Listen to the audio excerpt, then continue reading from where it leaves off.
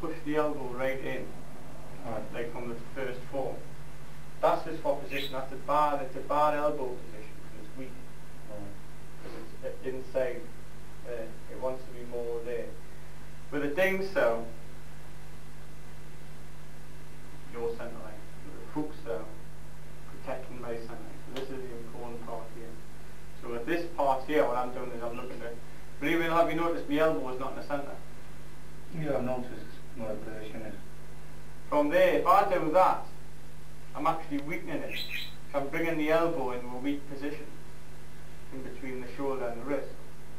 Yeah. So it means if you come in here, my elbow is on the wrong side of your arm to use it. Right. So therefore I'm having to use this type of thing, which is weak. Yeah. Instead of having my elbow in a strong position, where you can't come through it. Right.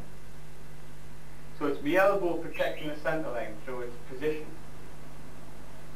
Not being on the centre line. This is something you do to train your elbow to come in. But you don't want your elbow there, it's just to sort of, so you can get your elbow across. Right. That's why a lot of people make a mistake with a hand cell. Hand cell is an elbow. It's got to be in a strong position. It's more related to your arms and the structure of your body than just how the form looks. The form is one thing, application is another.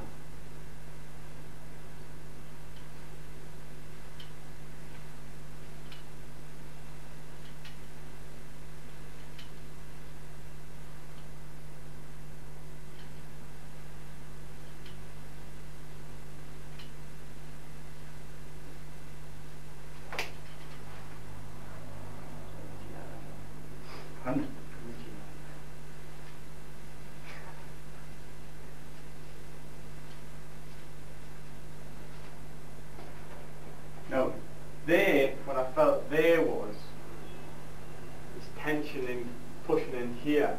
Right. That's why I took it. Like going across, my tension going that direction. Well, it was coming in where it was just heavy. Right. Heavy in here. And so I could just take it. I could use it. It's alright to use energy if you understand what you're doing with it. Mm-hmm. When people say that you should never use energy, you should never use strength. You've got to use energy and strength, otherwise it's just lying on the floor.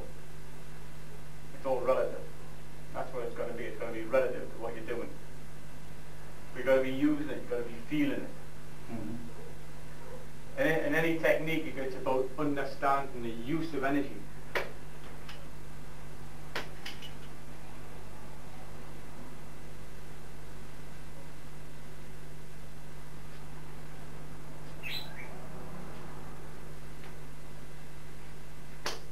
So you're not feeling with it.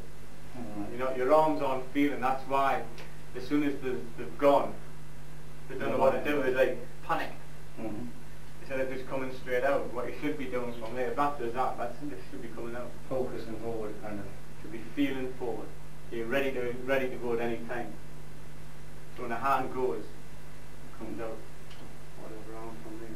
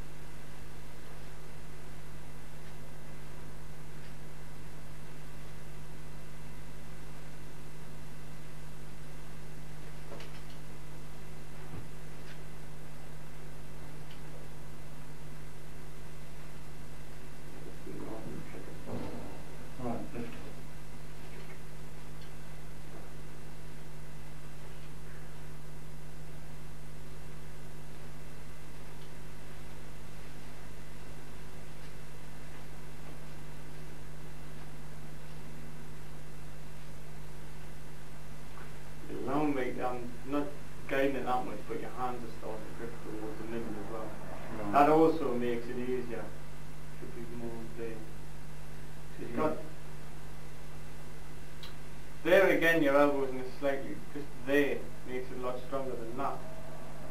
Just literally that inch makes a lot of difference in between the direction, because from here, the more your elbow's out, you see how the more hands pointing over there. Rather than from there, now it's pointing towards the centre line. So from there, it's ready to come straight out. Right. It's got the strength. Now you've lifted you lifted your shoulder. Your shoulder lifted up, and your elbow came out. Rather than keeping your elbow tight in and driving, using your body to come out. Yeah. That's what you're looking at. This idea from here, that's why the elbow is stronger there. So you're going out this way. Not coming out this way. This way. Nothing. Pause it for a second. Use the living.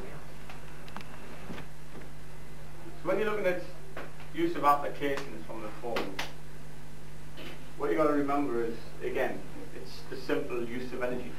Alright.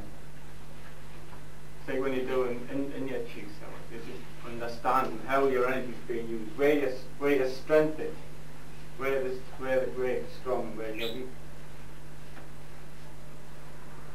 So when you're looking, again, you're doing anything of timing. So when you look at the cross, you can't just do it at any time. No, because you got to feel fit it. in the timing. It's got to be timed. Yeah.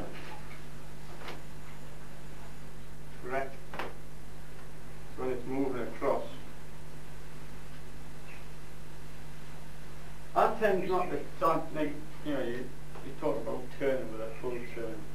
With this, I tend not to do it. What I do is I just do a small shoulder. Sharper move. Yeah. Just a small body shift. More than anything else. So that You just be right angle to get your other arm over to. Well, that's it. So what I'm doing is I'm using the elbow to come across. Yeah. I'm Meeting your moving, halfway. that's it. You have got you can go It's got to be either. emotional, isn't it? Well, that's it. So I'm moving the least amount that I have to. And what's necessary, that's all required to do it. So you've got like the variation. There's a few variations on it. You can either go, because classically, you're taking a hand off you. You can't come underneath.